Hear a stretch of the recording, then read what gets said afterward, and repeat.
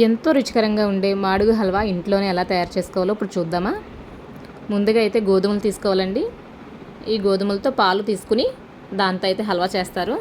గోధుమ పాలతో చేస్తారు. ఇది పిండి కూడా తీసుకుని నానపెట్టుకు చేసుకుంటారండి. కానీ ఓల్డ్ ప్రాసెస్ అయితే గోధుమలతోటే చేస్తారు. ఈ గోధుమలను ఇలా నానపెట్టుకుని 3 డేస్ వరకు 3 రాత్రులు అయితే నానపెడతారండి. 3 డేస్ పడుతుంది. కానీ ప్రతిరోజు కడుగుతూ ఉండాలండి, లేకపోతే స్మెల్ వచ్చేస్తాయి. కడగడం మానేసే ఒక్కరోజైనా సరే కడగడం మానేస్తే స్మెల్ వచ్చేస్తాయి. 3వ రోజు తీసేసుకుని ఇలా పాలైతే పట్టేసుకోవాలి. మనం గ్రైండర్లో వేసుకున్నా పర్వాలేదు, మిక్సీలో వేసుకున్నా పర్వాలేదు. దాన్ని అయితే ఇలా వడకట్టుకోవాలండి. కింద పిప్పులా వస్తుంది కదా.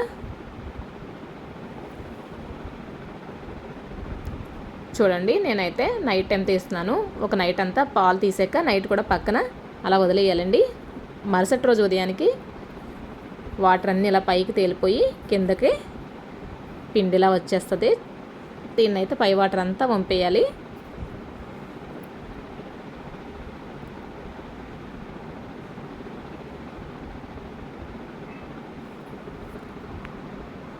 మళ్ళీ ఇంకొకసారి నీళ్ళు పట్టుకుని బాగా కలిపి పక్కన పెట్టుకోవాలి. పాలల్లా చేసి మళ్ళీ పక్కన పెట్టి ఒక హాఫ్ అన్ అవర్ వదిలేయాలండి. మళ్ళీ వాటర్ పైకి తేలిపోతే పిండి అయితే కింద ఉంటుంది.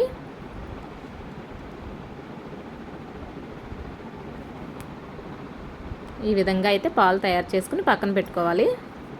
ఈలోగా బెల్లం పాకం పట్టుకుందాం.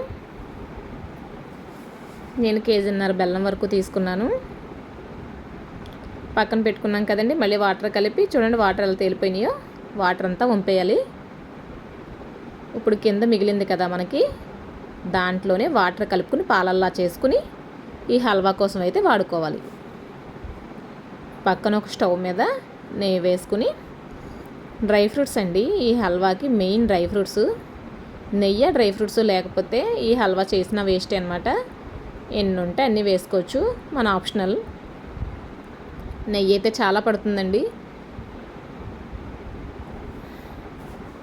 దీన్ని దోరగా వేయించేసుకుని పక్కన పెట్టుకుందాం డ్రై ఫ్రూట్స్ అన్నీ.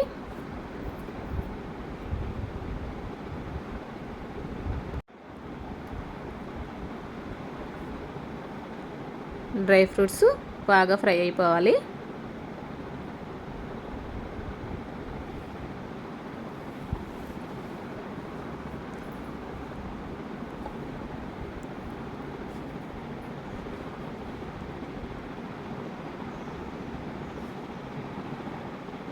వీటిని అయితే పక్కకు తీసేసుకోవాలండి.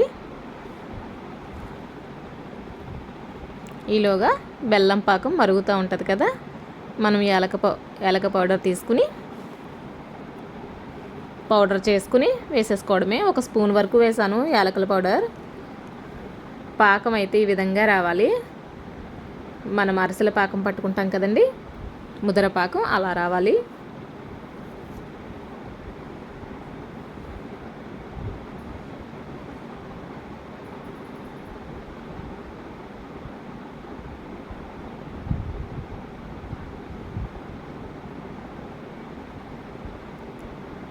చూడండి, బాగానే వచ్చింది. అయిపోయింది పాకం, అయిపోయింది.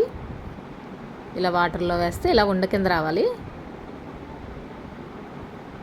ఇప్పుడు మనం తీసి పెట్టుకున్నాం కదా పాలు, అందులో క్వాంటిటీకి తగ్గట్టుగా వాటర్ కలుపుకొని పాలల్లా తయారు చేసి పెట్టుకోవాలండి. పక్కన డైరెక్ట్ పిండిలా వేయకూడదు, పాలల్లా తయారు చేసుకుని కలుపుతూ వేసుకోవాలండి. ఉప్మాకు తిప్పుకుంటాం కదా మనం, సేమ్ అలాగే ఏమాత్రం కలపకుండా వేసేసి లాస్ట్ని కలుపుదామన్నా కూడా ఉండల కింద కట్టేసి ఇంకా మనకి గరిటె పెట్టినా తిరగదండి, లంప్స్ కింద అలా ఉండిపోతుంది.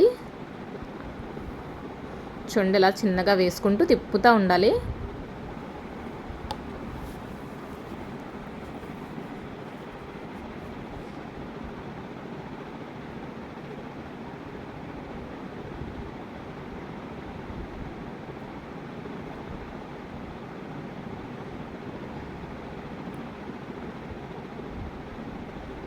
ఇలా తిప్పుతూ ఉండాలండి.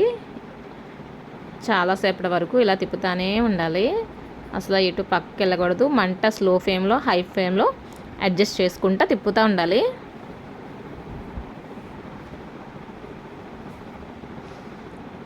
ఇక్కడ ఏమైందంటే పాత్ర సరిపోలేదండి నాకు.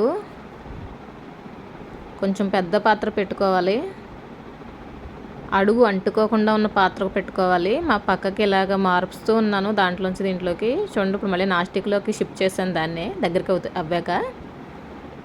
నెయ్యి అయితే వేసుకుంటూ తిప్పుకుంటూ ఉండాలి. టేస్ట్ అయితే చాలా బాగుందండి, చాలా బాగా వచ్చింది.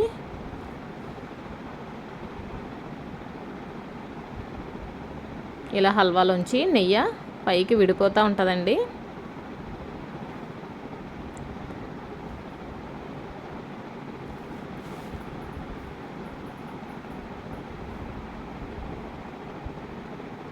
చూడండి బాగానే వచ్చింది.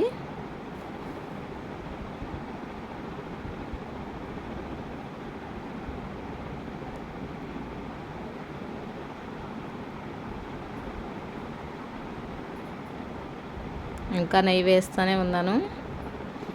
దగ్గర దగ్గర 1/2 kg నెయ్యి వరకు పట్టింది.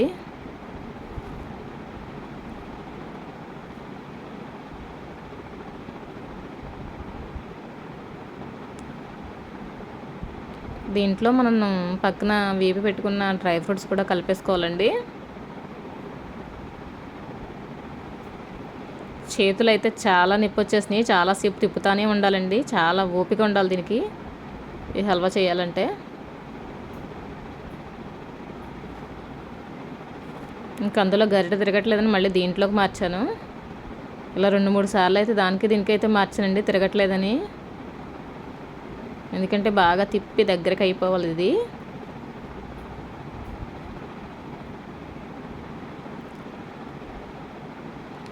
అడుగు పట్టకుండా ఉన్న మందపాటి గిన్నెలు తీసుకోండి.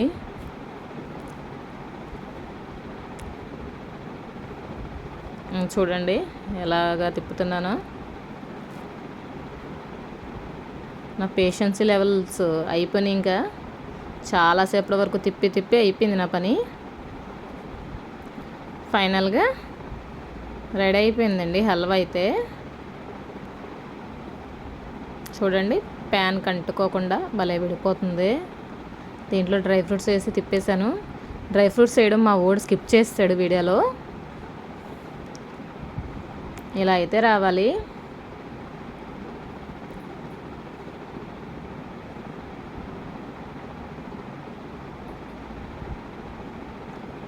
ఫైనల్గా నెయ్యి తీసేసానండి. పైకి నెయ్యి తేలిపోద్ది కదా, నెయ్యి అయితే తీసేసాను. చాలా బాగా వచ్చిందండి టేస్ట్ అయితే. మీరు కూడా ట్రై చేయండి.